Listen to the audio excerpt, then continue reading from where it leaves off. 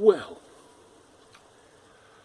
good evening YouTube and welcome to another episode of the Albino Rhino Beer Review. Today you have the Rhino and we're looking at a beer that my buddy Justin picked up for me and brought home for me because I couldn't get out there. This is from Brook. It says it's one of their pilot batch beers. It says it's Lab Series number 6 for 2016. This is 3.5% alcohol by volume. This is Brook's Peach Uber. So they make their Uber, their German Uber, which is a Berliner Weiss, which is a great Berliner Weiss, one of the best Berliner Weisses I've had made here in Ontario. Then they came out with a Raspberry Uber. I fucking love the Raspberry Uber. You know what? So does my wife. My wife loves the Raspberry Uber. So when I got a chance to get a peach Uber, I had to, because I love peaches even more than I love raspberries. And I think that they do a great fruit beer, so I have faith in this fruit beer. How it's going to turn out, let's hope awesome, because this year's peach beers I've had have all been letdowns. I've had like 3 or 4 peach beers so far this year, and yeah, they've all been letdowns. And we're about to start pumpkin season, so I'm about to get let down by a lot of other fruit or vegetable beers, so I'm hoping that this is not one of them. There is a lot of head on this. You did see that it was heading up through the bottle. It was coming out. It was about to be like a prepubescent boy who was starting to have something leak out of him as soon as a girl looked at him. Wow, that is thick. That's not even the bottom of the bottle. There's still more shit in the bottle. Look at how thick that. I cannot even see a difference in light from touching the glass and not. That is immense. The head has a huge snap, crackle, pop that I can hear from here. Oh my god, can you guys hear it? I can still hear it, so I hope that the microphone's picking it up. Probably not though, since the microphone on my cell phone, which is what I'm using instead of my video cameras, is on the other side. But that's a bright white head.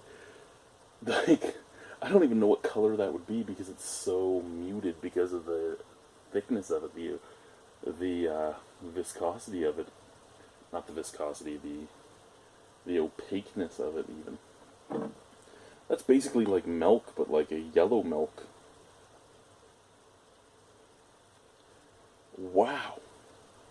It's actually, see, this is in my Duvel glass, and I'm going to pour the rest in and see if this actually hits where the Duvel is supposed to hit.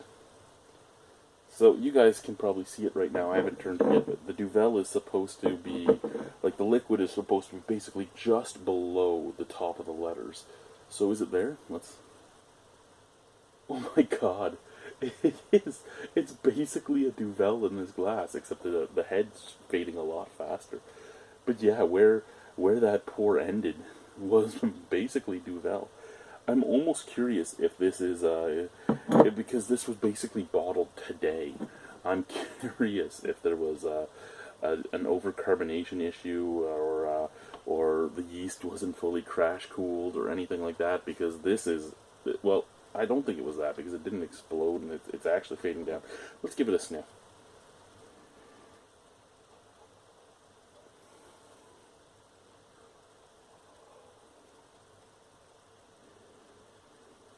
That is wonderful. That is wonderful. Mm.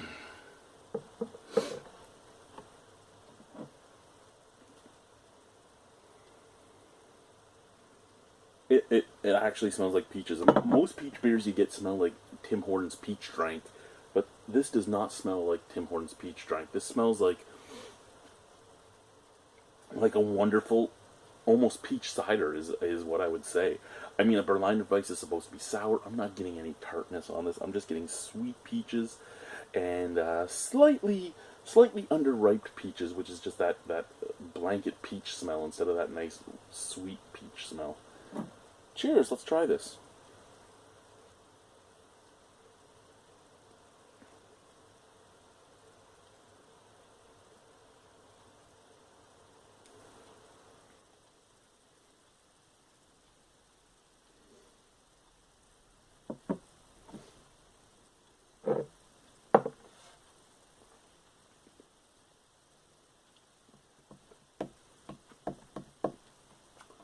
Okay, as most of you know, peaches are a very subtle tasting fruit. The great thing about a Berliner Weiss is, other than it being sour, it's a fairly subtle beer style. Light bodied, easy drinking, effervescent though it does play on your tongue. It's not super effervescent. It's not like it's so crisp that it actually attacks you or anything. It's just effervescent. It's beautiful across the tongue. Then on to the taste. There is an underlying sourness that's there after you're done drinking, but that sourness is fully mixed in with the peach flavor. It's like, so you drink it. The first flavor you get is that slightly over-ripened peach, where it's still sweet, but it's starting to turn onto the tart side. Then you get that succulent, beautiful, sweet peach flavor, where the peach juice just drips down your face as you're eating it, and you're just mowing down on that thing, and it's just dripping. It's stuck in your beard, it's stuck in your chest, it's stuck everywhere, and it's just this beautiful, sticky sweetness. Finally, you go back to when your peach is hard as a rock and it's underripe the first time you buy it, especially if it's from another country.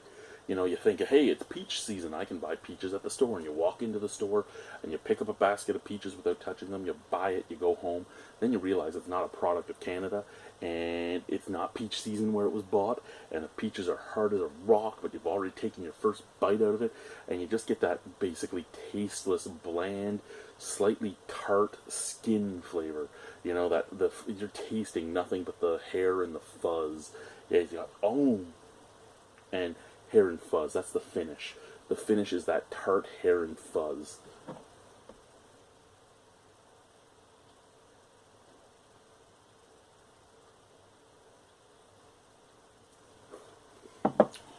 So with that said, what do I have to say about this beer? If you like peaches, straight up your alley. If you don't like peaches, not straight up your alley. For me, I like peaches straight up my alley because it's all three flavors of peaches you can get. The overripe, the perfect, and the underripe. It's everything all mixed into a very light, easy drinking beer. And at 3.5% alcohol, you could put back like 12 of these. At least I could. Out of 10. Oh. See, there's where we get hard when we have to, give it a rating. I would say a 9 out of 10. 9 out of 10? 9 out of 10. I'm trying to think how you guys see it on the camera. 9 out of 10 for this beer. This is one of my top beers of the year. Some people might love it, some people might not. It doesn't matter. I don't give a shit. Go out and try it because it's a new beer to try from a brewery that usually makes some pretty good beer. Hell, even if the brewery makes shit beer, it's something to go and try that you haven't had before. Fuck, I try things from I try anything. I try things from breweries I hate. If I didn't, I wouldn't find some beers that I loved from Trafalgar. I wouldn't find beers that I loved from AB InBev or Molson Coors. I wouldn't try beers and find beers that I really enjoyed from a lot of different breweries if I only drank the same beer. And that's the only problem with this industry is a lot of people like myself do not have much brand loyalty. I have brand loyalty in the breweries that I'm going to be like, yeah, you should really try stuff from these guys. These guys are really good. I have brand loyalty in that aspect when it comes to recommendations and stuff, but at the same time I recommend everything. But I don't have brand loyalty all that much in the things I drink, unless you watch BDU, because I usually have about the same 10 to 15 beers that I drink on BDU. But those aren't necessarily the beers I love, it's the beers that I can drink in a very large amount on a Google Hangout or a YouTube Hangout. Thank you guys for watching. 9 out of 10. I don't have a Berliner Weiss dance, the sour wheat dance. But we had the wheat waltz. So, I mean, a sour wheat dance would probably be like waltzing with this face. But, I'm fat, and there's like 100 glasses around me. So that just ain't happening. Cheers, guys.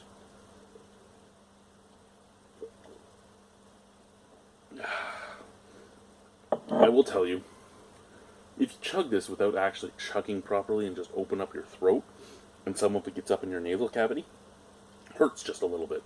Thank you guys. Bye.